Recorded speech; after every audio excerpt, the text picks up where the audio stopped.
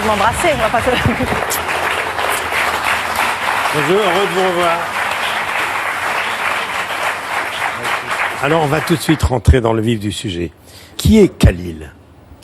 Khalil, c'est un jeune presque un jeune homme, mais qui se cherche encore. C'est une personne assez frêle, assez fragile. Il est d'origine marocaine? Oui, mais ça n'a pas d'importance l'origine, véritablement. Hein. Ouais. C'est d'abord un être qui est complètement désarçonné, qui a renoncé à ses rêves, parce qu'il a pensé qu'il y en a d'autres, et qui pense que la vie n'a aucun mérite. Et moi, j'ai écrit ce livre justement pour dire à tous ces jeunes qu'il n'y a pas mieux que la vie. Et la vie nous appartient, elle nous cache un trésor, c'est à nous de le trouver. Donc, il habite à Molenbeek, la banlieue de Bruxelles. Oui. Il vient pour la première fois en France. Et là, il est heureux car il pense qu'il va mourir aux côtés de ses amis. Oui. C'est dommage, mais c'est comme ça. Moi, je trouve ça absolument absurde, triste même. C'est d'un chagrin immense. 4 kamikazes. Oui. Et la mission consistait à transformer la fête au Stade de France en deuil planétaire. Et c'est ce qu'ils avaient l'intention de faire, ce qu'ils ont obtenu aussi, hein, puisque la France est un mythe. Et que tout ce qui touche à la France touche pratiquement à toute l'humanité. La preuve, tout le monde vient quand la France est touchée. On a vu des attentats un peu partout, aux États-Unis, en Angleterre, mais jamais il n'y a eu une telle adhésion, une telle solidarité avec la France. Et ils avaient visé justement ce symbole. Alors on lui a mis dans la tête que se sacrifier en kamikaze est un acte très prestigieux. Oui, bien sûr, mais il faut bien aller quelque part. Donc ils se voient partir en feu d'artifice, mais en réalité ils partent en fumée. C'est un véritable gâchis. Et ce livre-là, moi j'essaie tout simplement d'aller vers l'apaisement. Ce n'est pas un livre violent, contrairement aux Agneaux du Seigneur et à Quoi rêvent les loups. D'ailleurs, dans les salons, je disais toujours à mes lecteurs, est-ce que vous avez le cœur bien accroché? Là, c'est à la portée de n'importe qui, du collégien, des chercheurs. Voilà, j'ai voulu vraiment faire un livre capable d'interpeller les consciences et de ramener à la raison. Alors, ses complices devaient exploser dans le Stade de France et lui dans le RER. Mais ça ne va pas se passer comme ça. Ça n'a pas marché. Ça n'a pas marché. Ça n'a pas marché et c'est là, vous savez, ce que je trouve peut-être de rédempteur, c'est le doute. Quelqu'un qui, l'échec, après l'échec, on se pose les vraies questions. Et puis j'ai essayé à travers justement cet échec de le suivre à la trace, d'essayer de le comprendre, de le rendre à son humanité. Donc il est dans le RER, le match est terminé, il fait sa dernière prière, il appuie sur le détonateur. Et ça ne marche pas. Et ça ne marche pas. Et encore, il appuie. Il appuie plusieurs fois et ça ne marche pas. Alors il rentre en Belgique, il est paniqué, il se retrouve tout seul dans Paris et il apprend qu'on lui a mis un gilet défectueux. Oui, c'est ce qu'on lui raconte. Comment il en est arrivé là? Ben justement, c'est tout le cheminement que j'essaie de proposer aux lecteurs. C'est un livre qui est anti-radicalisation. C'est-à-dire qu'il ne faut pas que les gens tombent dans ce piège-là. Et j'espère que les jeunes qui vont lire ce livre, ils vont un jour se rendre compte, lorsque le discours insidieux sera là, et ils vont se rendre compte qu'ils ont déjà entendu ça quelque part et qu'ils sauront où ça mène. Voilà, ça a été mon objectif à moi. Et le livre répond à ces questions. Qu'a-t-il essayé de prouver, hein?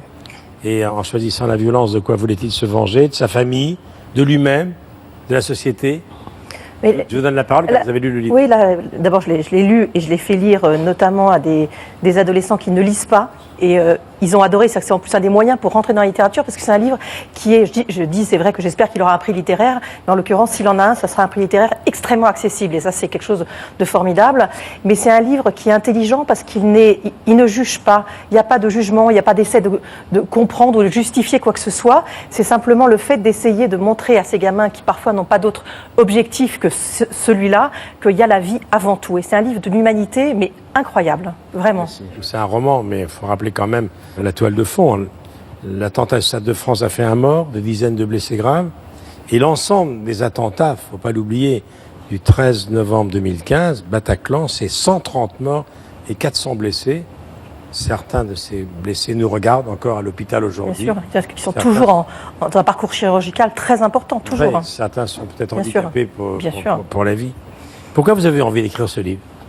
Ben, sincèrement, parce que je trouve qu'il y a une psychose qui s'est installée dans les esprits. Les gens ne savent plus faire la différence entre le voisin, le guichetier, le médecin, tout simplement parce qu'il est musulman. Et je trouve ça absolument repoussant. C'est comme si on régressait.